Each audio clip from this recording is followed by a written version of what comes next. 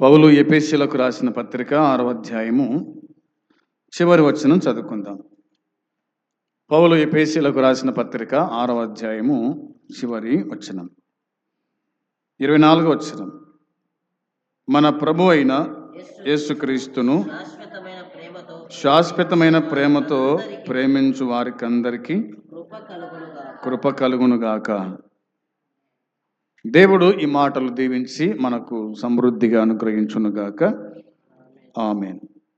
ముగింపు మాటలు మనము ఈ దినమందు ధ్యానం చేయబోతున్నాం. ఎఫెసీ పత్రిక 6వ అధ్యాయము చివరి వచనం, చివరి ఆశీర్వాదం. ఈ దినముతో ఎఫెసీ పత్రిక ధ్యానాలు మనము ముగించబోతున్నాం. ఈ చివరి వచనములో అతి శ్రేష్టమైన మాట దేవుడు మన కోసమై వ్రాయించాడు. ఆ శ్రేష్టమైన మాట ఏమిటంటే, మన ప్రభు అయిన యేసుక్రీస్తును శాశ్వతమైన ప్రేమతో ప్రేమించు వారికందరికీ అనే మాట రాయబడింది. దేవుణ్ణి మనం ఎలా ప్రేమించాలనో చివరి మాటలు చెప్పినాడు పౌలు. దేవుణ్ణి ఎలా ప్రేమించాలా? కూడి వచ్చిన మనం, రక్షణ పొందిన మనం ఎలా ప్రేమించాలి యేసుక్రీస్తు ప్రభువును అంటే శాశ్వతమైన ప్రేమతో ప్రేమించాలి. మనము ప్రేమించే విధానం ఇందులో కనిపిస్తూ ఉంది. మన ప్రేమ గుర్తేమిటి? మనము శాశ్వతమైన ప్రేమతో ఆయన్ను ప్రేమిస్తున్నామని గుర్తేమిటి? నువ్వు చెప్పగలుగుతావా నేను శాశ్వతమైన ప్రేమతో దేవుణ్ణి ప్రేమించుచున్నాను అని? ఎలా చెప్పగలుగుతావు? ఎలా వివరించగలుగుతావు? ఎలా చూపించగలుగుతావు? ఏమి లేదు. నువ్వు దేవుని సన్నిధికి రావడాన్ని బట్టి తెలిసిపోతుంది. ఆరాధనకు వస్తున్నావు, సంఘ కోడికలకు హాజరవుతున్నావు, విజ్ఞాపనలకు హాజరవుతున్నావు, స్త్రీల కోడికకు హాజరవుతున్నావు. దీనిని బట్టి అర్థమైపోతుంది నువ్వు దేవుణ్ణి ఎంతగా ప్రేమిస్తున్నావో, నువ్వు ఎంతగా దేవుణ్ణి సన్నిధిలో కనిపిస్తున్నావో. దీన్ని బట్టి మనకు అర్థమవుతుంది. పనులు లేవా? ఉన్నాయి. ఎవరికైనా పనులు ఉన్నాయి. మీకైనా పనులు ఉన్నాయి. ఎవరికైనా పనులు ఉన్నాయి. నమ్మనోనికి పని ఉంది, నమ్మినోనికి పని ఉంది. కానీ దేవుణ్ణి మర్చిపోకూడదు కదా. నిన్ను ప్రేమించి, నిన్ను పుట్టించి, నిన్ను పోషించి, పెద్ద చేసి, కుటుంబాన్ని ఇచ్చి, పిల్లల్నిచ్చి, ఉద్యోగాలు ఇచ్చి, పొలాలిచ్చి, సర్వ సమృద్ధిని దయచేసినటువంటి దేవుణ్ణి నువ్వు ప్రేమించకపోతే ఆయన ఇచ్చినటువంటి ఇవన్నీ కూడా ఎలా నువ్వు అనుభవించగలుగుతావు? అవునా? ఆరోగ్యమా? దేవుడిచ్చా. చదువులో దేవుడు సహాయపడా. కుటుంబ విషయంలో దేవుడు సహాయపడా. ఉద్యోగము దయచేసా, పొలము దయచేసా, సర్వ సమృద్ధి దయచేసా. ఇన్ని చేసినటువంటి ఆ దేవుణ్ణి నువ్వు ఎంతగా ప్రేమిస్తున్నావు? నువ్వు ఎలా ప్రేమిస్తున్నావు? నీ ప్రేమ ఎలా కనపడుతుంది?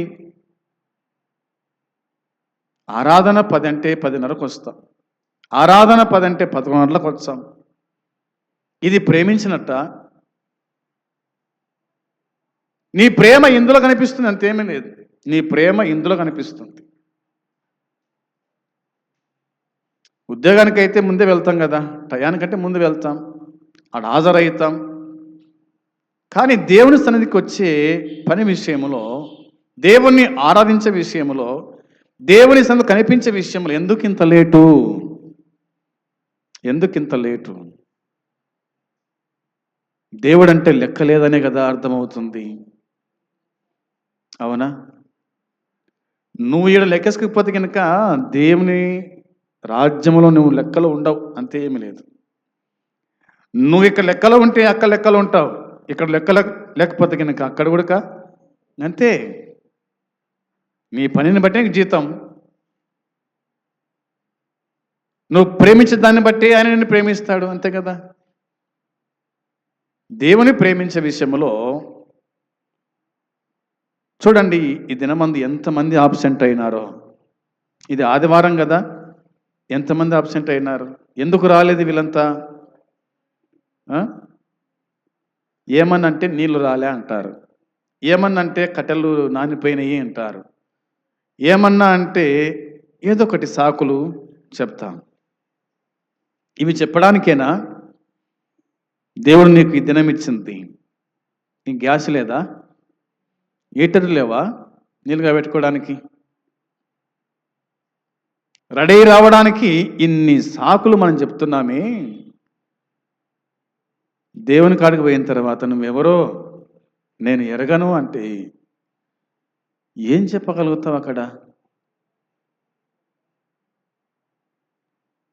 దేవుని వాక్యం చెప్తున్నమాట. పౌలు అన్నాడు చివరి వచనములో ఇలాగంటున్నాడు, మన ప్రభు అయిన యేసుక్రీస్తును శాశ్వతమైన ప్రేమతో ప్రేమించు వారికి అందరికీ కృప కలుగునుగాక అన్నాడు. ఎవరికి కృప కలుగుతుంది? ఎవరికి తోడుంటాడైనా అంటే దేవుణ్ణి శాశ్వతమైన ప్రేమతో ప్రేమించు వారికి మాత్రమే ఆయన కృప తోడై ఉంటుంది. ఆయన తోడై ఉంటాడు, ఆయన సంరక్షిస్తాడు, ఆయన బతికిస్తాడు, ఆయన పోషిస్తాడు. అంతేగాని ఎవరికంటే వాళ్ళకి కాదు. దేవుని వాక్యం చెబుతున్నమాట, అవునా? వాక్యంలో రాయబడిన చూడండి, మత్తయి సువార్త 22వ అధ్యాయం 37వ వచనంలో, మత్తయి సువార్త 22వ అధ్యాయము 22వ అధ్యాయము 37వ వచనం, 22:37వ వచనంలో, అందుకు ఆయన నీ పూర్ణ హృదయముతోను, నీ పూర్ణ ఆత్మతోను, నీ పూర్ణ మనస్సుతోను నీ దేవుడైన నీ ప్రభువును అనునదియే అని వ్రాయబడింది. చాలండి. యేసుక్రీస్తు ప్రభు ఈ భూమి మీద ఉన్నప్పుడు ఎలాగ దేవుని ప్రేమించాలనో సంగతిని బయలుపరిచినాడు, అవునా? సంగతిని ఆయన బయలుపరిచినాడు. అందుకు ఆయన అంటే ప్రభు అయిన యేసుక్రీస్తు ఎవరితో అన్నాడు ఈ మాట? ఎవరితో అన్నాడు ఈ మాట? 35వ వచనం చూడండి, వారిలో ఒక ధర్మశాస్త్రోపదేశకుడు ఆయనను శోధించుచు, బోధకుడా ధర్మశాస్త్రములో ముఖ్యమైన ఆజ్ఞ ఏదని అడిగాను.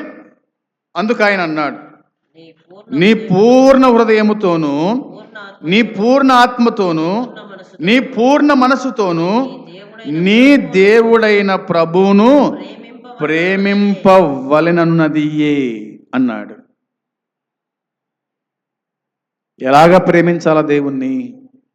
ఇది మొదటి ఆజ్ఞ. ఆజ్ఞల్లో 10 ఆజ్ఞల్లో మొదటి ఆజ్ఞ ఇది. ఎలా ప్రేమించాలి? ఎలా ప్రేమించాలి? నీ పూర్ణ హృదయముతో, పూర్ణ హృదయముతో, నీ పూర్ణ ఆత్మతో, నీ పూర్ణ మనస్సుతో నీ దేవుడైన ప్రభువును, నీ దేవుడైన ప్రభువును, నీ దేవుడు, నీ ప్రభు ప్రేమించు, ప్రేమించు, ప్రేమించు. ఉత్తుత్తగా ప్రేమించడం కాదు. కొంతమందికి ఉత్తుత్త ప్రేమలు ఉంటాయి. దేవుడు అంటే ఉత్తుత్త ప్రేమలే, నిజమైన ప్రేమ అంటే ఏది ఉండదు. ఇది దండగమారిన ప్రేమ, ఇది చల్లని ప్రేమ, ఇది అవునా? ప్రేమున్నోడు భయపడతాడు, ప్రేమున్నోడు సరైన సమయానికి వస్తాడు, ప్రేమున్నోడు ప్రభువును ఆత్మతో సత్యముతో ఆరాధన చేస్తాడు. ప్రేమ లేనోడు బయట బయట తిరుగుతాడు. కాకి ఏం చేసింది? కాకి బయట బయటనే తిరిగిందనమాట. పావురము ఓడలోకి, నువ్వు కాకివే, నువ్వు బయట తిరుగుతున్నావంటే నువ్వు కాకివే, నువ్వు లేటుగా వస్తున్నావంటే మీరేమన్నా బాధపడింది నా మీద, కానీ వాక్యం చెప్తున్న మాట అంతే. అది పూర్ణ హృదయముతో, పూర్ణ ఆత్మతో, పూర్ణ మనస్సుతో నీ దేవుడైన యెహోవాను, నీ దేవుడైన ప్రభువును ప్రేమింపవలెననున్నదియే మొదటి ఆజ్ఞ. ఇది మొదటిది. ప్రేమిస్తున్నామా? మొదటి స్థానం ప్రభుకి ఇస్తున్నామా? అలా ఇకపోతే కనుక ఇక నీకు దేవునికి ఏ సంబంధము ఉండదు. మొట్టమొదటిగా మనం కనిపించాలా దేవుని మందిరంలో.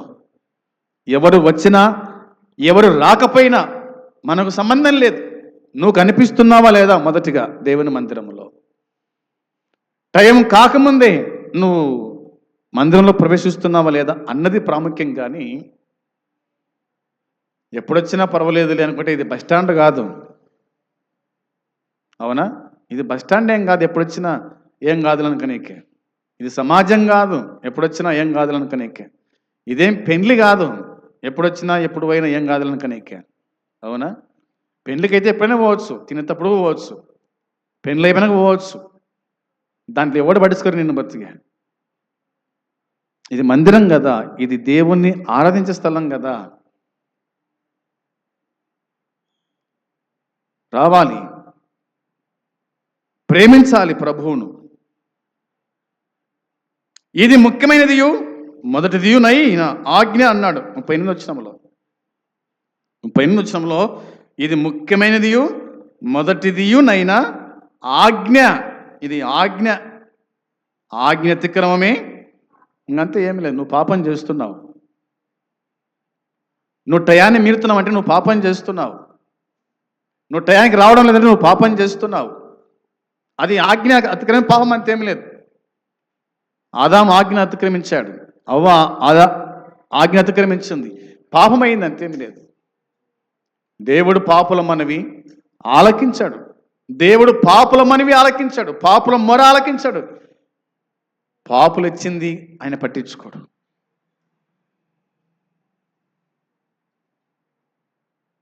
గుర్తుంచుకుందా. ఇది మొదటిది. రెండవది ఏమిటి? 39 వచనం రాయబడిన మాట, నిన్ను వలె నీ పొరుగువాన్ని ప్రేమింపవలెననున్నది. ఇది రెండవ ఆజ్ఞ, దాని వంటిదే. ఇది రెండవ ఆజ్ఞ, దాని వంటిదే.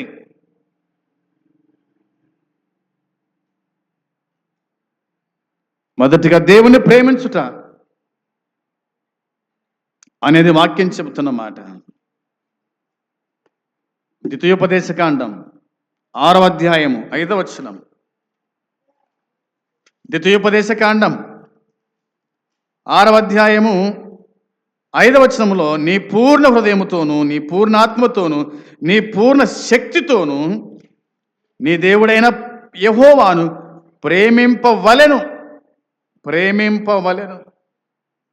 నేడు నేను నీకు ఆజ్ఞాపించి ఈ మాటలు నీ హృదయములో ఉంచుకో అని ఉంది. ఎక్కడ ఉంచుకోవాలా దేవుని మాటలు?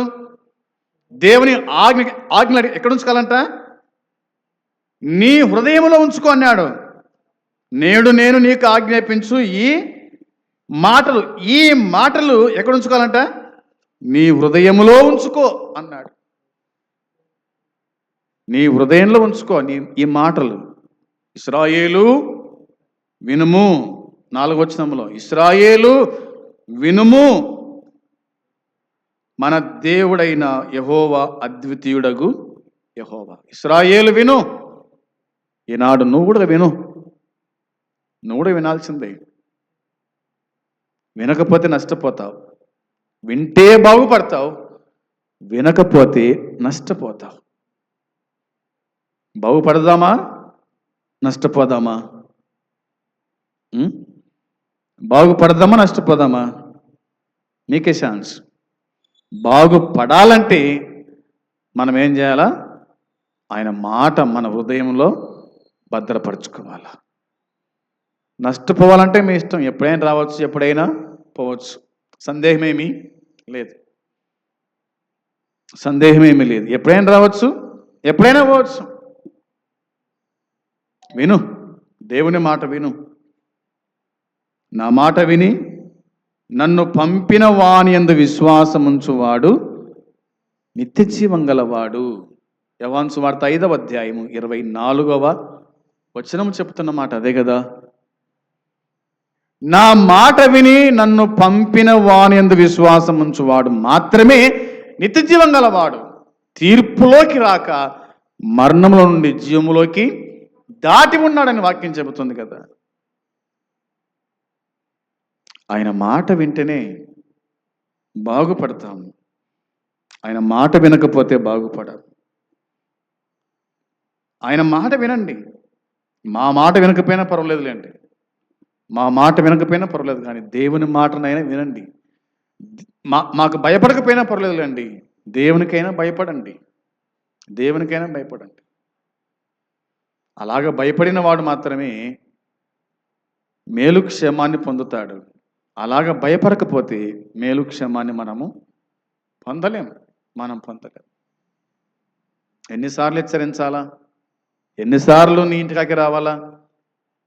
ఎన్నిసార్లు నీ కోసమై బతిమాలుకోవాలి నిన్ను? ఎన్నిసార్లు గద్దించినా గద్దింపు నాకు లోబడకపోతే మరి హఠాత్తుగా అంతే కదా. ఆయనను ప్రేమించుదాం, ఆయనను ప్రేమించాలని వాక్యం చెబుతూ ఉంది. ఆయనను ప్రేమించువాడు ఆయన కోసం శ్రమ పడతాడు. ఆయనను ప్రేమించువాడు ఆయన కోసం శ్రమ పడతాడు. ఆయన శ్రమలో పాలుభాగస్తుడవుతాడు. ఆయనను ప్రేమించలేనివాడు ఆయన కోసం శ్రమ పడలేడు, ఆయన శ్రమలలో పాలుభాగస్తుడు కాలేడు. పౌలు అన్నాడు ఫిలిప్పీ పత్రిక 3వ అధ్యాయం 10-11 వచనాల్లో, ఫిలిప్పీ పత్రిక 3వ అధ్యాయము 10-11 వచనాలు, 10-11 వచనాలు. ఏ విధము చేతనైనను మృతులలో నుండి నాకు పునరుద్ధానము కలుగవలనని ఆయన మరణ విషయములో సమాన అనుభవం గల వాడనై ఆయనను ఆయన పునరుద్ధాన బలమును ఎరుగు నిమిత్తమును ఆయన శ్రమలలో పాలివాడనగుట ఎట్టిదో ఎరుగు నిమిత్తమును సమస్తమును నష్టపరుచుకొని వాటిని పెంటతో సమానముగా ఎంచుకొనుచున్నాను అన్నాడు పౌలు. దేవుణ్ణి ప్రేమించువాడు దేవుని కోసం ఎంతైనా నష్టపోతాడు. దేవుణ్ణి ప్రేమించువాడు దేవుని కోసం ఎంతైనా నష్టపోతాడు.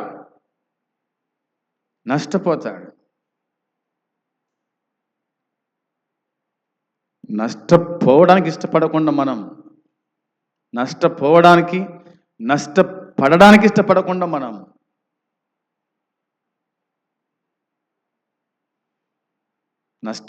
ఇష్టపడకుండా మనం పౌలు అంటున్నాడు, ఆయన పునరుద్ధాన బలమును ఎరుగు నిమిత్తము ఆయన శ్రమలలో పాలివారనగుట ఎట్టిదో ఎరుగు నిమిత్తము సమస్తమును నష్టపరుచుకొని వాటిని పెంటతో సమానముగా ఎంచుకొనుచున్నాను అన్నాడు. శ్రమ పడ్డానికి, ఆయన పరిచర్య కోసమై ఖర్చు పెట్టడానికి ఉన్న డబ్బంతా కూడా ఇది పెంట అనుకున్నాడు. డబ్బు అనకలే, ధనము, ఇది ధనం అనకలే, ఇది బంగారు అనకలేదు. ఆయన పెంటతో సమానంగా చూసిన వాడి ప్రభు పరిచర్య నిమిత్తమై ఖర్చు పెట్టగలడు, ప్రభు కోసమే ఖర్చు కాగలడు.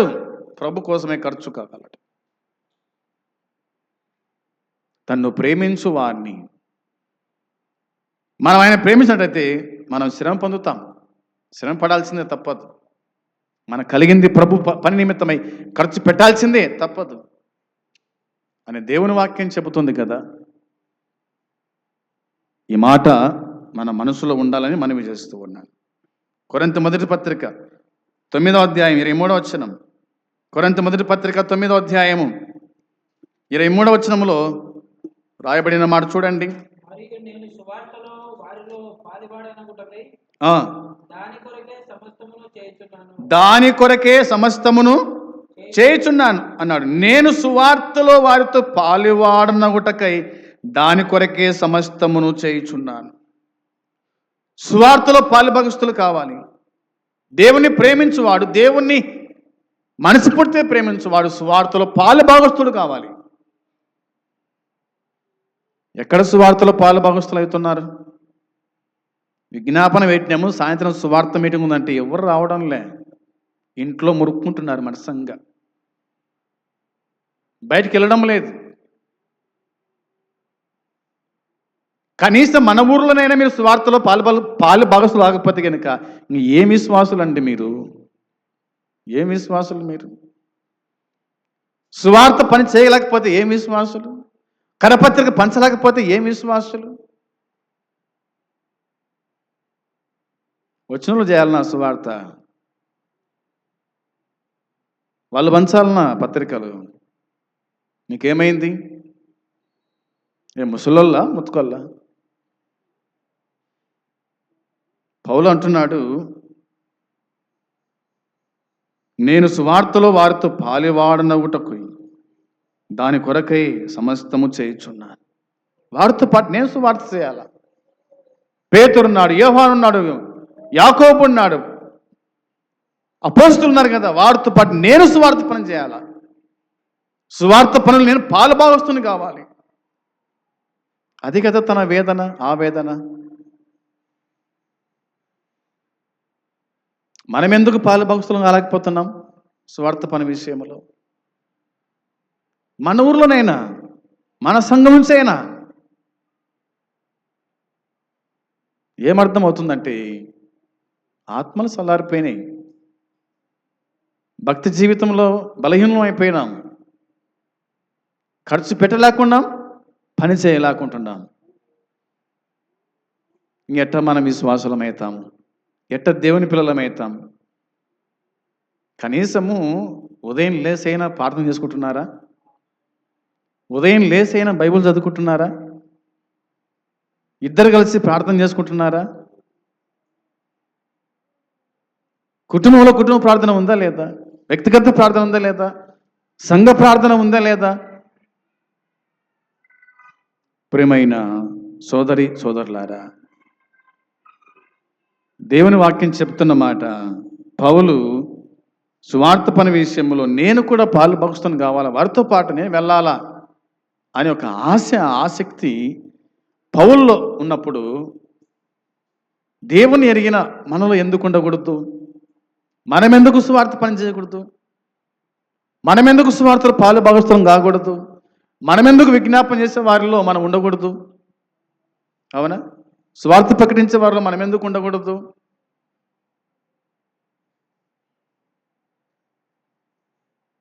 ఏమన్నంటే బిజీ అంటారు. ఏం బిజీ ఉంది నీ కాడ? ఏమంత ఉద్యోగస్తునివి? ఏమంత ఉద్యోగస్తురాలివి?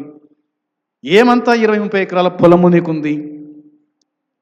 అంత బిజీగానికే? దావీదు అంతటోడే దినమునకు 7 సార్లు ప్రార్థన చేశాడు.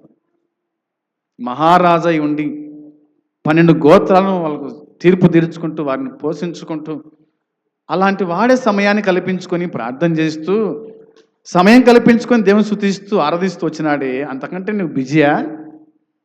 అంతకంటే గొప్పనివే? అంతకంటే గొప్పదానివే? ఏమో ఆడ 10 మంది పిల్లలు ఉన్నట్టుగా అందరిని రెడీ చేయాలా, అందరికీ భోజనాలు పెట్టాలా, అందరినీ తీసుకురావాలని తట్టుగా ఏముంది మనకు? అంత ఏమంత కష్టపడుతున్నాం? ఈ లోకంలో బతికేది కొంచెం కాలమే. గుర్తుపెట్టుకోండి బాగా, ఈ లోకంలో బతికేది కొంచెం కాలమే. స్థిరకాలం బతికేది ఒకటి ఉంది, దేవుని రాజ్యం. అది చూసుకోవాలి, కానీ ఇది చూసుకొని మురిచిపోవడం కాదు. ఇంతలో కనిపించి అంతలో మాయమైపోయి ఈ జీవితం కోసం బతకడం కాదు. స్థిరకాలం బతికే దేవుని రాజ్యం కోసమే మనం బ్రతకాలని దేవుని వాక్యం గుర్తు చేస్తూ ఉంది. దానికోసం మనం ఎదురు చూడాలి, కానీ దీనికోసం కాదు. ఇదంతా కూడా 3 నెలల ముచ్చటనే, అంతే. ఇది ఇందులో ఏమి లేదు. ఉండబోయేది దేవుని రాజ్యం, ఉండబోయేది పరలోకములో, ఉండబోయే దేవునితో. అబ్రాహాము అన్నాడు ధనవంతునితోనిక, నీ జీవిత కాలమంతయు నీకిష్టం వచ్చినట్లుగా సుఖము అనుభవించితి కాబట్టి ఇప్పుడు యాతన పడుతున్నావు. నీ జీవిత కాలమంతయు నీకిష్టం వచ్చినట్లు సుఖాన్ని అనుభవించినావు కాబట్టి ఇప్పుడు యాతన పడుతున్నావు. లాజరు కష్టం అనుభవించాడు కాబట్టి ఇప్పుడు అతడు నెమ్మది పొందుచున్నాడు. ప్రియమైన చెల్లి, తమ్ముడు, తల్లి, గుర్తుపెట్టుకోండి, నీ జీవిత కాలమంతా కూడా సుఖాన్ని అనుభవిస్తే గనక అక్కడ కష్టము అనుభవించాలి. నరక బాధ, వేదన, దుఃఖం అక్కడ ఆదరించు వారు ఉండరు, అక్కడ ఇలా చెప్పేవారు ఉండరు. ఇంకా ఒక్కసారి కన్ను మూస్తే ఇక చెప్పేవారు ఉండరు, ఒక్కసారి మరణిస్తే ఇక చెప్పేవాళ్ళు ఉన్నారు. బతుకుండగానే ఈ మాటలు దేవుడు ప్రకటిస్తుండగా ఆలకించి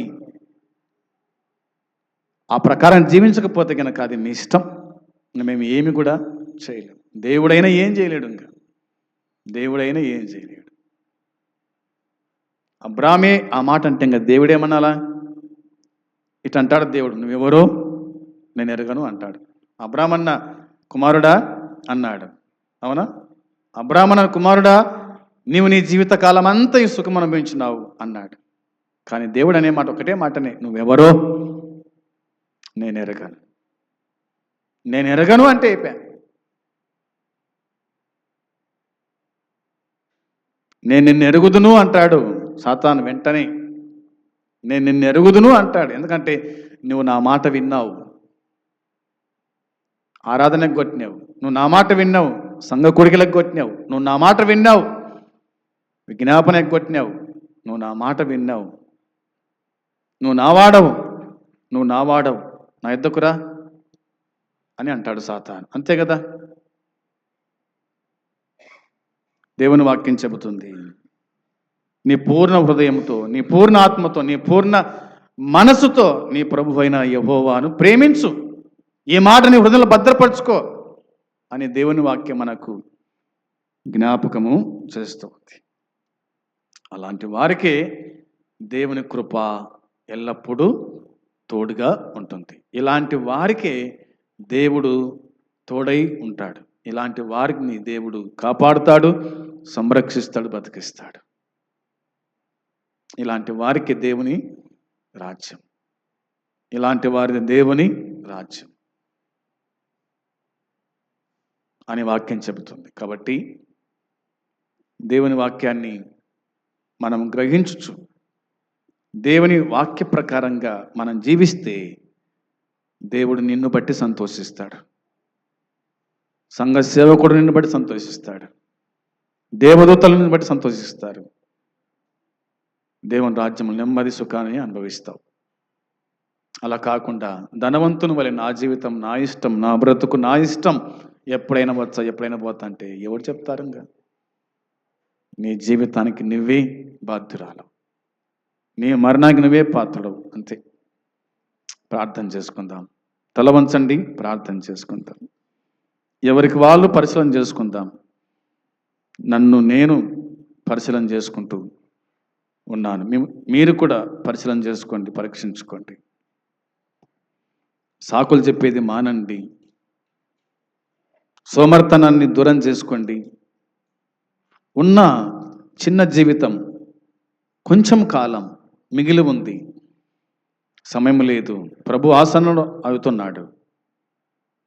బైబిల్ పక్కన పెట్టండి, మోకరించండి. ఇప్పుడు జిబ్బులు వేయాల్సిన అవసరం లేదు. పశ్చాత్తాపడి ప్రభుని అడగండి. వచ్చే వారం నుంచి అయినా ఆరాధన ప్రారంభించకముందే, మొదటి ప్రార్థన ప్రారంభించకముందే ఉండండి. రాత్రి కొడికలకు రండి, హాజరుగాండి. విజ్ఞాపనలకు హాజరుగాండి. స్త్రీలకుడికి హాజరుగాండి, లేకపోతే ఇంక మీ ఇష్టం. మీకు అడ్డు చెప్పేవాడు ఎవడు ఉంటాడు? హెచ్చరించువాడు ఎవడు ఉంటాడు? బతిమాలుకునేవాడు ఎవడు ఉంటాడు? ఇక మేము కూడా విడిచిపెడతాం, బతిమాలు కూడా విడిచిపెడతాం, హెచ్చరించడం విడిచిపెడతాం. ఇంకా మీ జీవితం మీ ఇష్టం. పరమ తండ్రి మీకు స్తోత్రం, స్తుతులు చెల్లించుకుంటున్నా. పౌలు ఎఫెసీ సంఘానికి రాస్తూ చివరి మాట చెప్పిన మాటను జ్ఞాపకం చేసుకోవడానికి కృపనిచ్చావు. శాశ్వతమైన ప్రేమతో నిన్ను ప్రేమించాలని వ్రాయబడిన మాటను మాకు వినిపింపజేశావు. అందును బట్టి స్తోత్రాలు, స్తుతులు చెల్లించుకుంటున్నాం. నన్ను నేను సరిచేసుకుంటున్నాను, సరిదిద్దుకుంటున్నాను. జ్ఞాపకం చేసుకో తండ్రి, కృప దయచేయండి. నిన్ను ప్రేమించే వానిగా ఉండే భాగ్యం అనుగ్రహించి జ్ఞాపకం చేసుకోండి, దర్శించమని. కూడి వచ్చిన వారు కూడా పిల్లలు, యవనస్తులు, పెద్దలు, వృద్ధులను జ్ఞాపకం చేసుకోండి. చివరి దినాల్లో, అంత్య దినాల్లో ఎంతో భయముతో, వణుకుతో నీ సన్నిధిలో మా విశ్వాస జీవితాన్ని గడుపుచు మరణం వరకు నిన్ను విడవకుండా, ఎడబాయకుండా ఉండే కృప దయచేసి కాపాడమని మీకు అప్పగించుకుంటూ ప్రభు అయిన యేసుక్రీస్తు నామములో ప్రార్థించి వేడుకుంటున్నాము తండ్రి, ఆమేన్. పరలోకమందున తండ్రి ప్రేమ, మన ప్రభు అయిన యేసుక్రీస్తు కృప, పరిశుద్ధాత్మ సన్నిధి సహవాసం కూడి వచ్చిన మనకు సకల పరిశుద్ధులకు ఇప్పుడు ఎల్లప్పుడూ సదాకాలము తోడై ఉండును గాక. ఆమేన్. అందరికీ